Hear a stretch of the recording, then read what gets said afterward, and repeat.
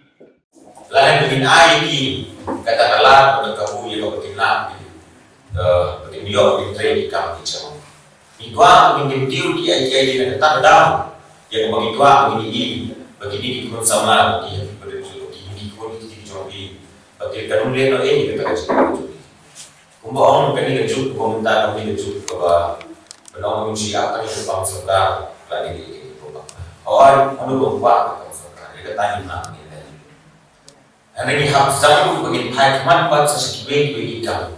Lalu kita benda kue kamu lagi. Jangan kata aku tu hak bagi ikai ini bagi lagu seni lagi kamu bicara. Nanti bagi lagu bagi advertisement ini. Kita kini jangan mau jadi. Balai ini abang yang keren ada laksim yang review jadi ITI yang jelas jadi. Ada terus solusi bagi pun bagi berapa. Akan di bagi resip dan na kiba kuang berbahan dengan ITI train jadi besarnya sekali international.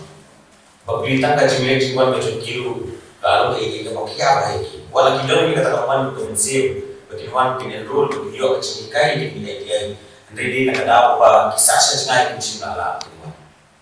Bagi nak tahu malam di bersebut tulis ni untuk board bagi di bantuan kita plan ya kapag ila mintiru di hostel di na kung tali kini na kibawan di kita kasar di belajar aja di kuah di hostel kuah pada tentiu di kuah mungkin akan siap di bagaimana di kuliah di kisah di bagi kerman balik bagi kita jadikan itu bagi layu di hangge orang di lamin di siyo pasti di yo di kamar jatuh nak kita berlaku di biar saya besar